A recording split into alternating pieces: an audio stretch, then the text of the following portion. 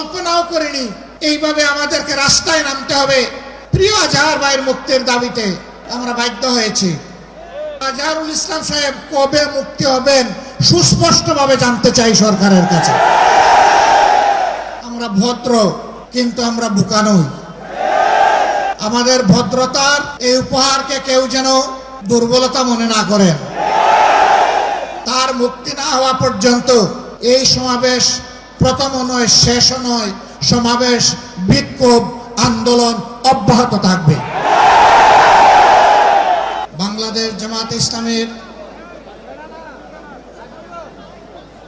তৎকালীন ভারপ্রাপ্ত secretary general, বাংলাদেশের সবচেয়ে বড় মজলুম জননেতা জনাব এটিএম আজহারুল ইসলামের মুক্তির দাবিতে আয়োজিত এই জনসমুদ্রের সম্মানিত সভাপতি, মঞ্চে বসা নেতৃবৃন্দ, আমার সামনে উপস্থিত ঢাকাবাসী, নেট দুনিয়ার সুবাদে সংযুক্ত প্রিয় দেশবাসী, আমি মহান আল্লাহ রাব্বুল আলামিনের শুকরিয়া আদায় করার পাশাপাশি অত্যন্ত বেদনা ভারাক্রান্ত মন নিয়ে আজ আপনাদের সামনে হাজির হয়েছি। আপনারা সাক্ষী, 2009 সাল থেকে শুরু করে 2024 সালের 5ই আগস্ট পর্যন্ত বাংলাদেশ আওয়ামী ফ্যাসিবাদের কবলে ছিল। ফ্যাসিবাদ প্রতিপক্ষ সংগঠন হিসাবে তার প্রথম হিংস্র থাবাটি বিস্তার করেছিল বাংলাদেশ জামাতে ইসলামের উপর। সকল শীর্ষ নেতৃবৃন্দকে এক এক করে তারা বন্দী করেছিল। প্রথম দফা বন্দী হওয়ার পর প্রিয় সংগঠন এটিএম আজহারুল ইসলামের উপর সেই সময়ের গুরু দায়িত্ব তুলে দিয়েছিল। ভারপ্রাপ্ত সেক্রেটারি জেনারেল হিসাবে সংগঠনকে তিনি নেতৃত্ব দিচ্ছিলেন। পথের কাঁটা সরানোর জন্য বাকিদের ধারাবাহিকতায় ষড়যন্ত্র অব্যাহত রেখে তাকেও গ্রেফতার করা হলো। এক এক করে 13টি বৎসর অতিবাহিত হয়েছে। কারাগারের অন্ধকার প্রকোষ্ঠে তিনি আছেন। এখনো তিনি মুক্ত হননি।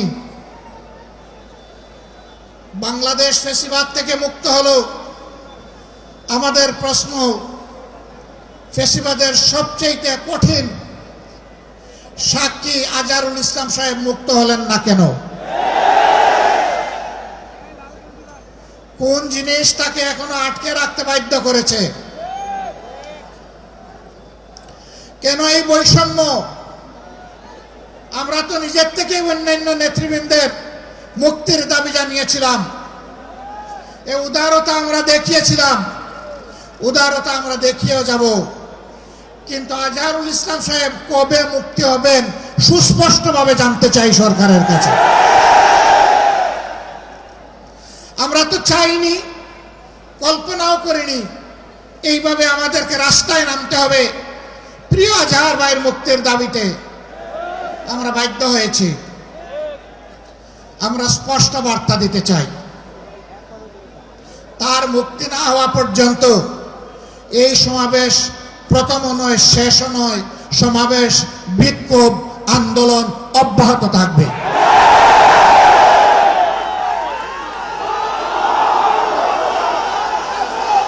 আমরা আশা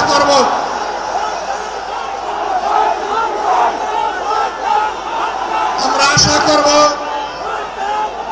সরকার শুভবুদ্ধির পরিচয় দেবেন। এক এক করে বাকি মজলুমদেরকে যেভাবে মুক্তি দিয়েছেন, সর্বশেষ মজলুমটাকেও দেশবাসীর বুকে মুক্তি দিয়ে ফিরিয়ে দিন। তার জীবনের যে 13টি বছর হারিয়ে গেল, এগুলা কেউ ফিরিয়ে দিতে পারবেন না। আর 13টি মিনিট তিনি জেলের ভিতরে থাকুন, আমরা তা চাই না। আমরা ভদ্র, কিন্তু আমরা বোকা নই। আমাদের ভদ্রতার এই উপহারকে কেউ যেন দুর্বলতা মনে না করেন। ভদ্ররা যখন শক্ত হয়, তখন কি পরিমাণ শক্ত হতে পারে 15.5 বছর তা বাংলাদেশ দেখেছে। আমি কারো কথা বলবো না, কে কি করেছেন, কোথায় আপোষ করেছেন করেন না, এটা আমার সাবজেক্ট না। কিন্তু মহান আল্লাহর পর ভরসা করে মহান আল্লাহকে সাক্ষী রেখে বলছি 15.5 বছর মহান আল্লাহর দেওয়া শক্তির কারণে, মহান আল্লাহকে ভয় করার কারণে বাংলাদেশ জামাতে ইসলামী কোনো অপশক্তির কাছে কখনো মাথা নত করেননি। জীবন দিয়েছে, আপোষ করেনি। বহু আপোষের প্রস্তাব আমাদের কাছেও এসেছিল। ফাঁসির কাস্টে নেতৃবৃন্দকে পাঠিয়ে দেওয়ার আগে জনে জনে দফায় দফায় প্রস্তাব এসেছিল। বাংলাদেশের জনগণ জানে, জীবিত অবস্থায় আল্লাহর সেই নেক বান্দারা, বাংলাদেশের বীর সন্তানেরা, তারা ওই সমস্ত প্রস্তাবগুলোকে পায়ের তলে ফেলে দিয়েছিলেন। আমরা তাদের উত্তরসূরি। সুতরাং মেহেরবানি করে আমাদের আর ধৈর্যের পরীক্ষা নেবেন না, তাকে মুক্তি দিন। কেন আমাদের নিবন্ধন আটকে রেখেছেন? নিবন্ধন তো জালিম সরকার কেড়ে নিয়েছিল। সেই জুলুম আপনারাও কি আমাদের উপরে করবেন? এই জন্য কি হাজার জনতা জীবন দিয়েছে? হাজার হাজার মানুষ পঙ্গুত্ব বরণ করেছে আবারও সেই বৈষম্য দেখার জন্যে। আমরা বাংলাদেশের মাটিতে আর কোনো বৈষম্যকে বরদাস্ত করব না। সকল বৈষম্যের কবর রচনা না হওয়া পর্যন্ত আমাদের আন্দোলন অব্যাহত থাকবে ইনশাআল্লাহ।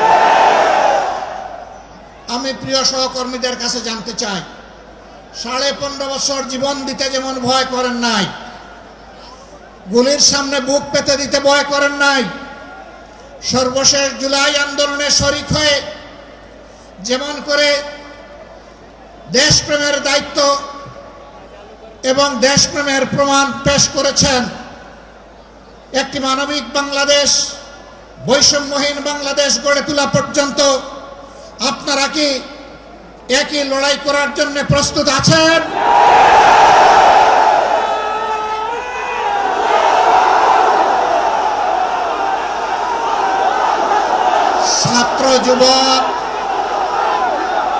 ছাত্র যুবক বন্ধুদের কণ্ঠে কণ্ঠ মিলে বারবার বলতে চাই,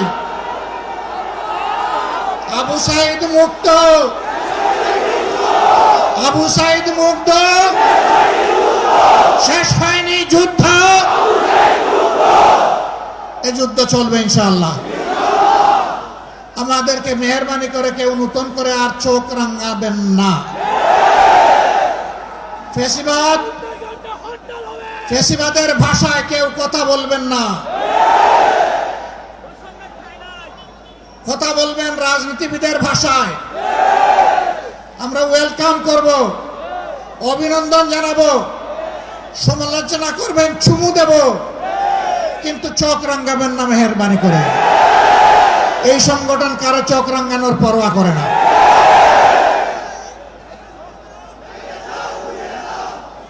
আমার সম্মানিত ভাইরা, দেশের বিরুদ্ধে, জাতির বিরুদ্ধে অতীতেও ষড়যন্ত্র ছিল। ফ্যাসিবাদের পতনের পরেও ষড়যন্ত্র অব্যাহত আছে। এক এক করে আল্লাহ তাআলা সকল ষড়যন্ত্রকে ব্যর্থ করে দিয়েছেন। আমরা আশাবাদী, একটা ঐক্যবদ্ধ জাতি আগামীতেও সকল ষড়যন্ত্র আল্লাহর সাহায্যে ব্যর্থ করে দিবে ইনশাআল্লাহ। তাই আমার শেষ আবেদন, আসুন দল মতের ঊর্ধ্বে উঠে আমরা সব ধরনের ফেসিবাদের বিরুদ্ধে আমরা রুখে দাঁড়াই। আল্লাহ রাব্বুল আলামিন আমাদের ভাই এটিএম আজহারুল ইসলামকে অবিলম্বে সসম্মানে আমাদের বুকে ফিরিয়ে দিন। তাকে মুক্ত বাতাসে শ্বাস নেওয়ার তৌফিক আল্লাহ তাআলা দান করুন। আমরা বিশ্বাস করি আসমান জমিনের মালিকের ইশারাই সর্বোচ্চ ইশারা, তার ফয়সালাই চূড়ান্ত ফয়সালা। আমরা মহান রবের দরবারে সেই ফয়সালা কামনা করছি।